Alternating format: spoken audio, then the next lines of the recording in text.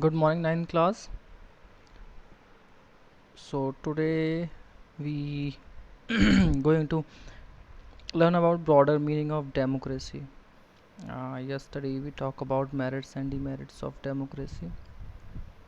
So this is the last topic, I think so.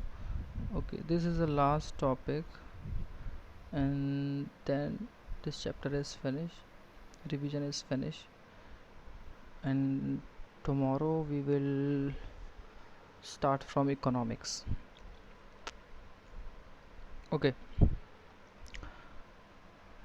so let's start.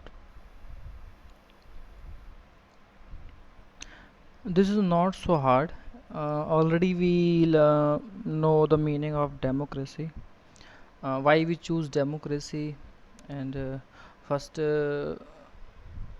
I think in first class of this chapter we learn about what is democracy, and later on yesterday class we also understand the merits of democracy, demerits, and some other aspects of democracy. So, what is broader meaning? Broader meaning sense that there is a democratic system in all way. That is, if you are in a family, you are in a school, you are in a society, everything that is based on some likes or dislikes, because not all people likes what you like, and what you don't like all people don't do same. So broader sense in the all aspects of the society, economically, politically, socially, gender wise, and many more things. So okay, now come to the topic. In this chapter we have considered the meaning of democracy, already discussed, and limited and descriptive sense. Limited because we uh, don't sorry, yes, because we don't explain about in the sense of economically, politically, and socially. So that is what the line says: limited and descriptive sense. We have understood democracy is a form of government. Yes, we know democracy is a form of government that we choose. This way of defining democracy help us to identify a clear set of minimal feature. Yes, why not? It's a clear minimal feature because there is a chief of the cabinet, and the cabinet is elected by us mm, directly, because we vote the people, we vote our representative. That a democracy must have. This is the feature that democracy must have. Okay, the most common form that democracy takes in our time is that of a representative democracy. Yes, already we know there is a representative in your constituency, whatever is assembly or parliamentary elections or whatever gram panchayat or local level elections. You have already read about this in the previous classes. In the country we call democracy, all the people do not rule. Yes, it's very clear. All people do not rule. A majority is allowed to take decisions on behalf of the people. Yes, this is the broader meaning first. Firstly, you have to clear in your mind that if there is a party in a state election or in a central level election in India, the majority is allowed to take decisions. How is this possible? Majority sense the people who voted most to the candidate or to the party, and then the party comes to be in power, then they rule peoples, they make law, they may work for welfare of people. So this is a broader meaning. Okay, majority is allowed to take decisions, and because many people vote for the another candidate, you already know. So even the majority does not rule directly, and this is also a very clear point. Not majority take decisions. Yes, they make the government, but not take the decisions directly. Decisions are only taken by the ministers or the government that we choose. The majority of the people rule through their elected representative. Yes, In your state, in Rajasthan or in Kerala or in Uttar Pradesh or Delhi, we choose our representative in assembly elections, and that elected members form a government, and the government work for us. The only majority of people is elected that representative who are now in government. Okay, so that is why majority decisions is taken by the government, and the majority of people elected the government, but decisions are not strictly directed by the peoples.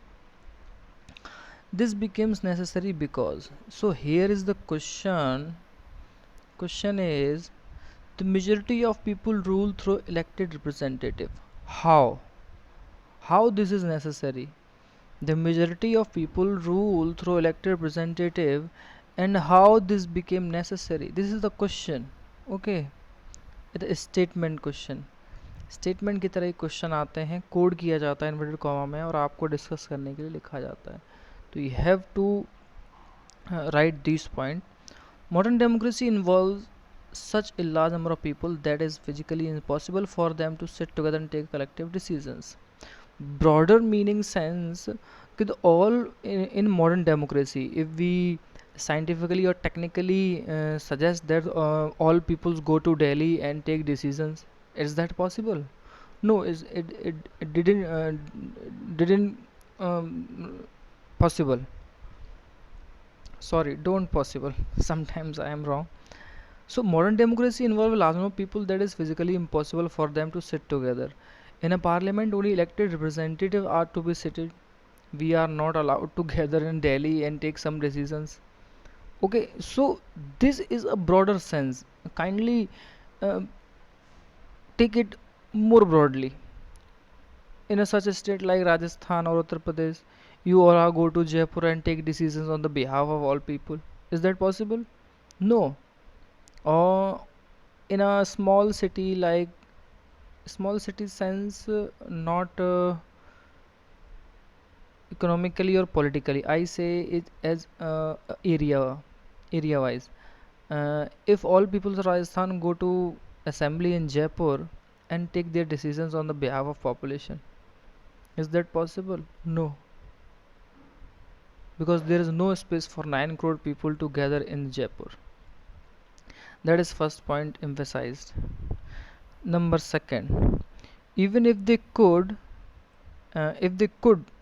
make decisions physically, attendance on the behalf of people in capital citizen does not have the time, the desire or the skills to take part in all the decisions. Yes, this is right. There is a rickshaw puller, there is a teacher, there is a normal adult who is now become 18 plus.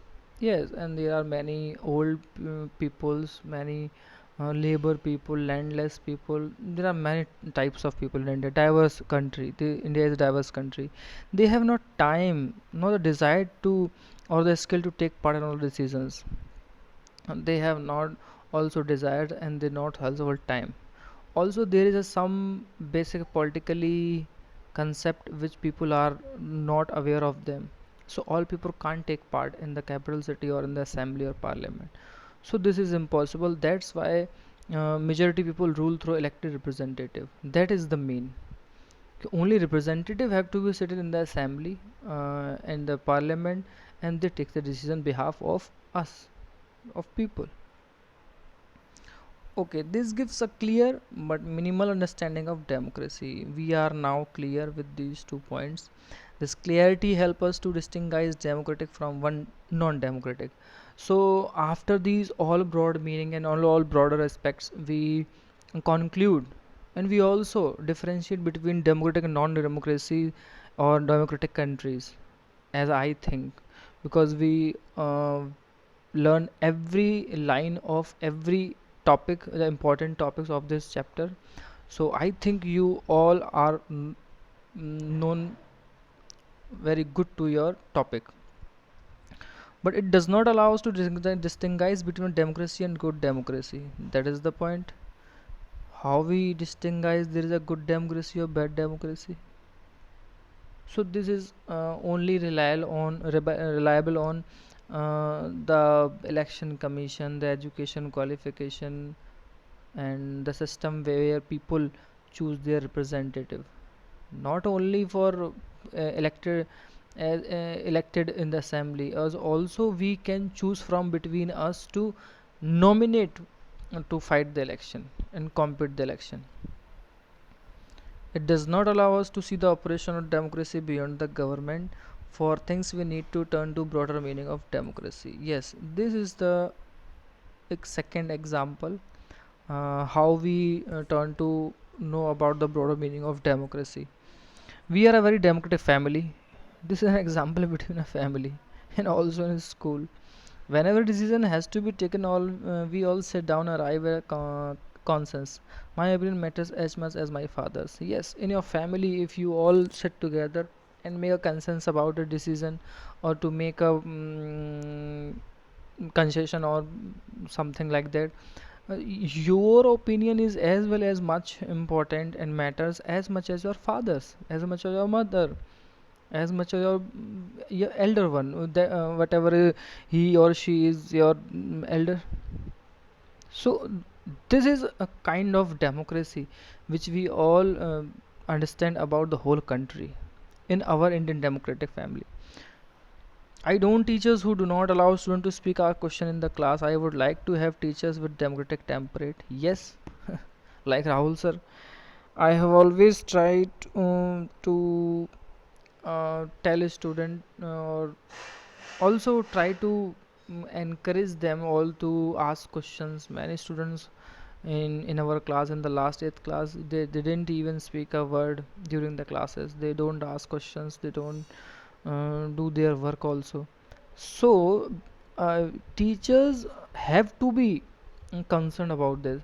A student like all those teachers who have a like a democratic temperament, so they allowed them to ask anything. Sometimes many students in our class questions a lot, but I never denied. I tried to explain them all the things. Okay, so this is the basic example. So here is the end of the chapter, and if you read about this, this is also came from the above lines. Okay, so these are the two topics for today, and this is end of the chapter. Kindly make it revise once again and do the question answers as I repeat in my class, like that the majority of people rule this became necessary because you have to write this question and then write these points as answer. So ninth class, here is our finish the chapter. Here we finish the chapter 1 of civics. What is democracy, why democracy? And I think we also complete the chapter 1 of geography. So here is two books are completed, and we go for economics at next class, that is tomorrow. And after that we make a revision of history chapter 1. Kindly remind that chapter 1 of history, French society and early whatever is, it's also be a part of PD1. Okay, fill in the blanks. First, second, match the following. Okay, fill in the blanks. First, second, match the following, and three, in a word, and fourth, in a sentence. These type questions will be asked in your PD1. Like, you have to fill the blank and match the following. It's not a traditional method, ये traditional नहीं होगा आप लोगों के लिए. Fill in the blanks ठीक वैसे ही होगा जैसे बुक्स के बीच से, टॉपिक के बीच से आपको कुछ दिया गया है. मैच द फॉलोइंग भी उसी बेस पे होंगे, फिर इन द ब्लैंक्स उसी बेस पे होंगे. In a word, that means I asked you a question and you have to answer only in a word. बहुत हार्ड नहीं है वो, वैसे ही क्वेश्चन दिए जैसे कि होते हैं. Okay, in a sentence, that means you have to write that particular answer in a sentence or in a line. Okay, whatever it is. So this is the pattern of your PD1 exam. So kindly reminded chapter 1 of history is also included in, so we explain it later. Okay students, if you have any query or question, then message me, call me, don't be hesitate, but only call me after 2 p.m. Kindly be remember this point, only call me after 2 p.m.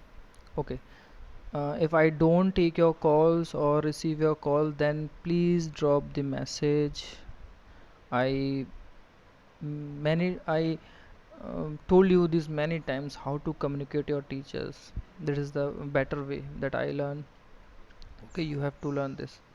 Thank you class, have a good day.